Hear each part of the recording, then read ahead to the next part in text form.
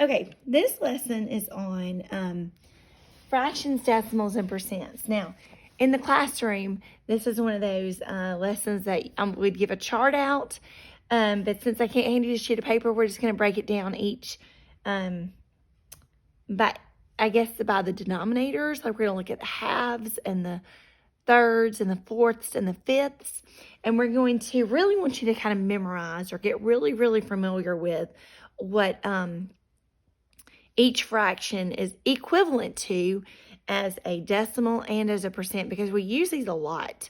It's just good to know. It's good memory, good to have in your memory. So we're going to work on it for the next couple of weeks, and hopefully you guys will get familiar with it.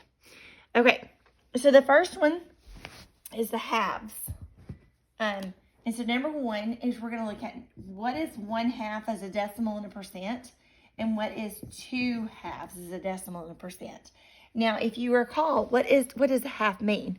The denominator tells you how many it takes to make a whole. So a picture of this would be like if I had a cake, and this cake was cut into 2 equal pieces. 2 equal pieces. But I only have 1 piece of cake. If I have 1/2, I have 1 out of 2. So I only have 1 piece of cake. So what decimal would that be? That one's pretty easy. We deal with halves a good bit, so you probably are already familiar with a half. And the decimal would be 0.5. Think about like money, $1. If you had half of $1, you would have 50 cents. Now, 50 cents, we would say we'd have an extra 0 right here, but that 0 is really insignificant, so we're not going to put that 0. Let me erase it.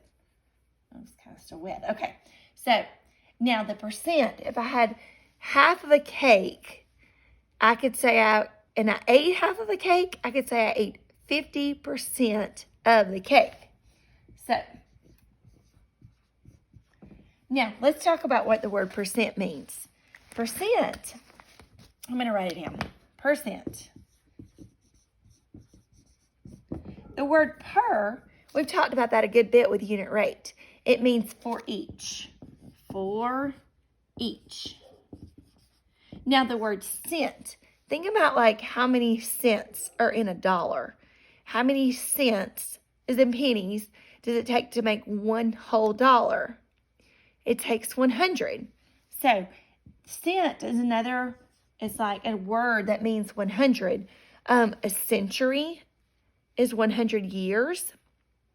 Okay, so cent is another word that means 100, and per means for each. So the word percent means for each 100. So what this means in 50%, this literally means 50 out of 100. So if I had something broken up into 100 pieces, if I had 50% of $1, I would have 50 cents. It's 50 out of 100. Percent means for each 100. So 50% means 50 out of 100. Now, let's look at 2 halves. 2 halves would mean the bottom number tells me that I have 2 pieces. So I have a whole cake, and that cake is cut into 2 pieces, 1, 2. The numerator tells me how many pieces I actually have, like how much do I get to eat if it were a cake. I get to eat 2 out of the 2 pieces. I get to eat that piece, and I get to eat that piece. That means I just ate the whole cake. Probably shouldn't eat the whole cake, but I did. So the decimal is actually not a decimal, it's a whole number. It's a whole number 1 whole. 2 over 2, 2 out of 2, 2 pieces out of 2 pieces means it's the whole thing, and that is going to be equivalent to all of it, 100%. If I have 100% of something, I have it all. If I get to eat 100% of the cake, I get the whole cake. If I get to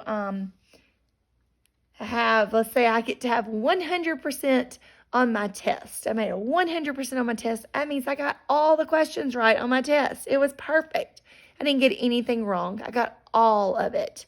So 100% would mean 100 for every 100, or 100 out of 100.